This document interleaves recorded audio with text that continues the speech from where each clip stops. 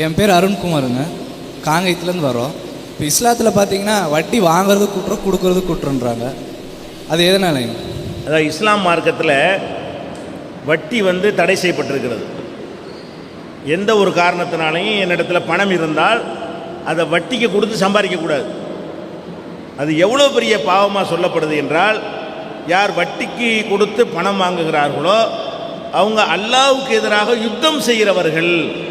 எவ்வளோ பெரிய விஷயமா இஸ்லாம் சொல்லுது என்றால், வட்டி வாங்குறவன் இறைவனுக்கு எதிராக போர் செய்கிறவன் என்ற அளவுக்கு கடுமையாக சொல்லப்பட்டிருக்கிறது. அது ஏன் என்று கேட்கிறார். ஏன் என்று சொன்னால் அது பல காரணம் இருக்கிறது. முதலாவதாக, கடவுள் ஒருத்தன் அதிகமான செல்வத்தை கொடுக்குறார், ஒருத்தர் குறைவான செல்வத்தை கொடுத்துருக்கிறார். இந்த அதிகமான செல்வம் உள்ளவன் மனிதாபிமானத்தோடு வாழணும். நமக்கு தேவை ஒரு மாதத்துக்கு 10,000 ரூபா தான், நமக்கு 10 லட்ச ரூபா கடவுள் தர்றாரு, இது நமக்கு தந்தது இல்லை, அதிகமாக தருவது ஏதோ மற்றவர்களுக்கு உதவுறதுக்கு கொடுத்துருக்கிறாரு என்று விளங்கி அது சும்மா கடனை கொடுத்து வாங்க வேண்டியதானே. 1 லட்ச ரூபா ஒருத்தன் கடனை கொடுத்து சிரமப்படுறியா, இந்த வச்சிக்க, உனக்கு எப்போ வசதிப்படுமோ திருப்பி கொடு, திருப்பி கொடுக்க எல்லாம் நீனே வச்சுக்கிட்டு போ அப்படின்னு சொல்லக்கூடியவனாக மனிதன் உருவாக வேண்டும் என்று சொன்னால், இந்த வட்டிங்கிற பணத்தை போட்டு பணத்தை சம்பாதிக்கிற வட்டி இருக்குல்ல, அதிலிருந்து விடுபடணும். வியாபாரத்துக்கு வட்டிக்கு வித்தியாசம் இருக்கிறது. இந்த பொருளை நான் விற்கிறேன், இந்த பொருளை 50 ரூபாய்க்கு என்ன செய்கிறேன், உங்களுக்கு விற்கிறேன். இந்த பொருளை நான் உங்கள்கிட்ட தந்துடுறேன், நீங்கள் 50 ரூபாய் என்கிட்ட தந்துடுறீங்க. அதுக்கு பிறகு உங்களுக்கு எனக்கு எந்த உறவும் கிடையாது. இந்த பொருள் உங்களுக்கு, காசு எனக்கு.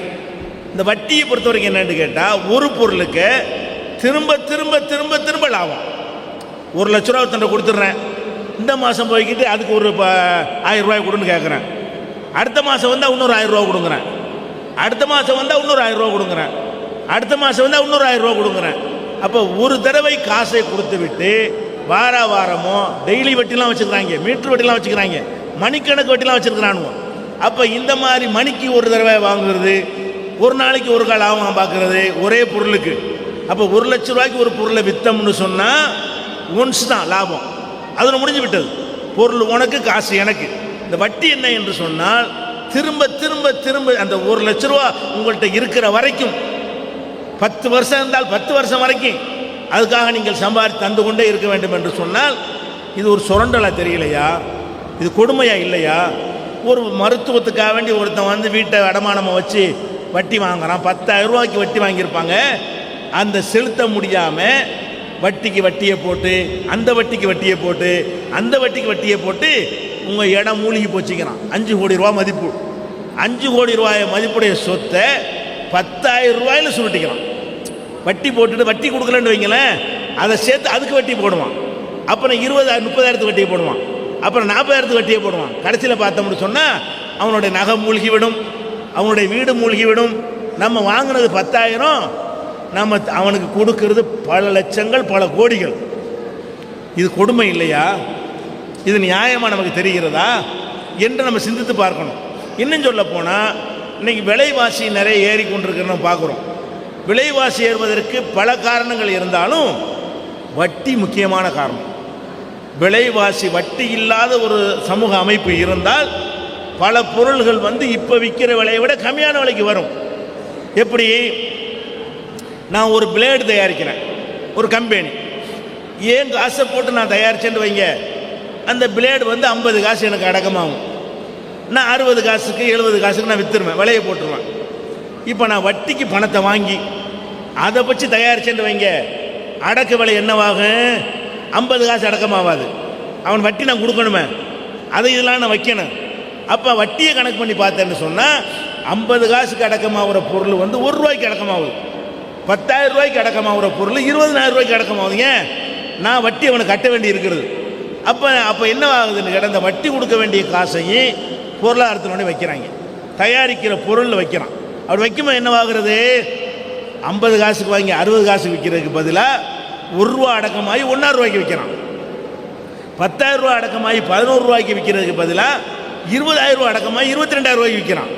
அப்போ எல்லா பொருள்களுமே, எல்லா கம்பெனிகளுமே பேங்க்லையோ தனி நபர்கள்ட்டையோ அல்ல வட்டி கொடுக்குற ஆள்கிட்டையோ வாங்கி முதலீடு செய்து வட்டி பண்ணார்களேயானால் அவர்கள் என்ன செய்கிறாங்க? அடக்க விலை அதிகமாகி மக்கள் தலையில் வைக்கிறாங்க. அவன் எப்படி வட்டியை கட்டுவான்? என் தலையில் வச்சு தான் கட்ட முடியும். உங்கள் தலையில் அதை வைக்கணும். உங்கள் தலையில் என் தலையிலையும் கட்டிவிட்டு வட்டி வாங்கி என்ன செய்யறான்? கொடுத்துட்டு இருக்கிறான். இது கொடுமையா இல்லையா? எல்லா மக்களையும் இது பாதிக்குமா இல்லையா? சொந்த காசை கொண்டு தயாரித்தா இவ்வளோ அடக்கமாகுமா? ஆகாது. அல்ல வட்டி இல்லாத கடன் வாங்கி தயாரித்தா இந்த அளவு அடக்கம் ஆகுமா? ஆகாது. அப்போ இந்த வட்டிக்கு வாங்குற காரணத்தினால தான் பொருளாதார விலைவாசியெல்லாம் அதிகமாகிறது. ஒரு வியாபாரி இருக்கிறான், ஒரு சின்ன கடை வியாபாரி இருக்கான்னு வைங்களேன். அவன் வட்டிக்கு பணத்தை வாங்கி போட்டு வியாபாரம் பண்ணுறான். அவன் என்ன செய்வான்? தன்னுடைய சோத்துக்கும் சம்பாதிக்கணும், வட்டிக்கும் சம்பாதிக்கணும்.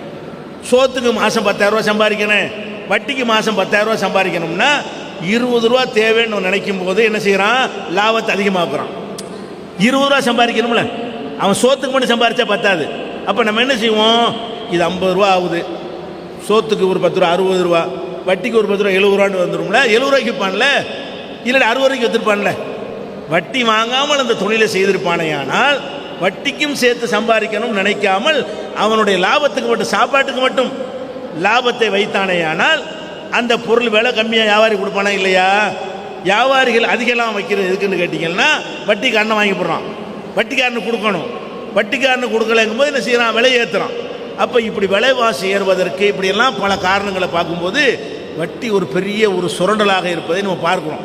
இன்னும் சொல்ல போனால் நம்ம அரசாங்கம் இருக்குல்ல, இந்திய அரசாங்கமாக இருக்கட்டும், வேறு நாடுகளாக இருக்கட்டும், நம்முடைய அரசாங்கத்தினுடைய வருவாயில் 26, இந்தியாவில் 26% நம்ம நாடு வட்டி கட்டுது. அது எந்த ஆட்சி இருந்தாலும் சரி, அது எந்த மன்மோகன் சிங் ஆட்சியாக இருந்தாலும் சரி, மொரார்ஜி ஆட்சியாக இருந்தாலும் சரி, மோடி ஆட்சியாக இருந்தாலும் சரி, நாளைக்கு வர ஆட்சியாக இருந்தாலும் சரி, இவங்களெல்லாம் நாட்டில் உலக வங்கியில் கடன் வாங்குறாங்க. ரோடு போடுறாங்கன்னா நம்ம நாட்டு காசை வச்சு ரோடு போடுறது இல்லை. 4 வழி சாலை, தங்க நாற்கர சாலைங்கிறாங்கல்ல, இதெல்லாம் நம்ம காசில் செய்கிறது இல்லை. இதை செய்வதற்காக வேண்டி உலக வங்கியில் போய் என்ன செய்கிறாங்க? கடனை வாங்கிட்டு வர்றாங்க. கடனை வாங்கிட்டு வந்து நாட்டுக்கு ஷோ காட்டிட்டு போயிடுறாங்களா? இதுக்காக வேண்டி என்ன செய்ய வேண்டியிருக்குன்னு கேட்டால், 1 கோடி ரூபாய் இந்தியாவில் ஒரு வருமானம் வந்தால் அதில் 26 லட்சம் ரூபாய் வட்டி போயிடும். 10 கோடி வந்தால் 2.6 கோடி என்ன செஞ்சிடறேன்? அது வட்டிக்கு போயிடும். 1 லட்சம் கோடி வந்தால் இப்படி கணக்கு பண்ணிக்கிறங்க. 26% நம்ம நாட்டில் வட்டி செலுத்துகிறோம். நம்முடைய மக்கள்கிட்ட வரியை வாங்கி, உங்கள்கிட்ட வரி போட்டு வாங்கி, அந்த வரியில் நல்லது கெட்டது செலவழிக்க பதிலாக காவாசியை, இன்னைக்கு உள்ள நிலைமை காவாசி, இன்றைக்கு உள்ள கணக்கு பிரகாரம் தினமலர் பேப்பரில் பட்ஜெட் போடுவான்ல, அப்போ ரவுண்டு போட்டுப்படி காட்டுவான். வட்டி 26, அப்போ அது பாலத்துக்கு இவ்வளவு, அதுக்கு இவ்வளவு, இதுக்கு இவ்வளவுன்னு போட்டு முக்காவாசி மக்களுக்கு காவாசி வட்டிக்கு. இப்போ உள்ள நிலைமைக்கு இன்னும் கொஞ்சம் கடனை வாங்கினாங்கன்னு வைங்க, நம்மள்கிட்ட போட்ட வரியில் பாதி வட்டிக்கு, அப்புறம் முக்காவாசி வட்டிக்கு, அப்புறம் எல்லாமே வட்டிக்கு. என்ன ஆகும் தெரியுமா? அர்ஜென்டினா கதை தான் ஏற்படும். அர்ஜென்டினான்னு ஒரு நாடு, இவன் என்ன பண்ணா, உலக நாட்டெலாம் வட்டியை வாங்கி வாங்கி வாங்கி மொத்த வருமானம் வட்டி கொடுக்க முடியல. கடைசியில் என்ன ஆயிடுச்சு? அதிபர் ராத்திரியாக தனி விமானம் தப்பிச்சு ஓடி போயிட்டான். ஒரு நாட்டினுடைய ஜனாதிபதி நாட்டை விட்டு ஓடி போயிட்டான். ஏன்?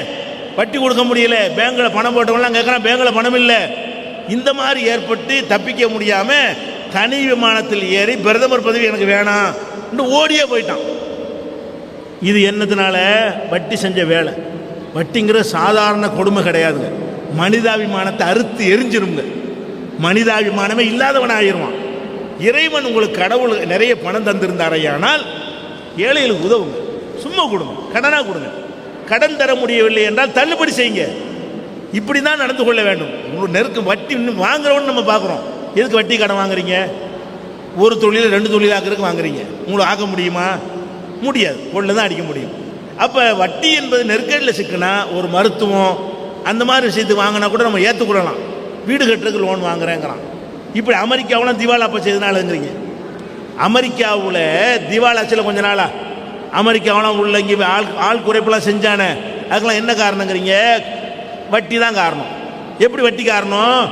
அமெரிக்கா பேங்கெல்லாம் என்ன பண்ணான்னு கேட்டால், சோத்துக்கு செத்தவனையெல்லாம் கூப்பிட்டு நீ வீடு வாங்க நான் லோன் தர்றேங்கிறான். அவனே சோத்துக்கு செத்தவன், அவனை கூப்பிட்டு நீ என்ன செய்ய, வீடு வாங்கு நான் உனக்கு லோன் தர்றேன், அந்த வீட்டை பேங்கு பேரில் எழுதி வச்சுக்கிறவாங்க. அப்போ அன்றாட சோத்துக்கு சம்பாதிக்கிறவன்ட்ட போய்கிட்டு உனக்கு இப்போ 1 கோடி ரூபா உனக்கு தர்றேன் நீ ஒரு வீடை வாங்குங்கிறான். வாங்கினா பத்திரம் அரசாங்கத்து கையில் இருக்கும், வீட்டில் இவன் இருப்பான், வட்டி கட்டணும்ல. அந்த 1 கோடிக்கு வட்டி கட்ட இயலாது. வட்டிக்கு மேலே வட்டி, வட்டிக்கு மேலே வட்டின்னு ஏறி போன உடனே எல்லா பேரும் நினைச்சிட்டான் எவனும் வட்டி செலுத்தலை, அவன் பேங்குகள்லாம் திவால் ஆயிடுச்சு.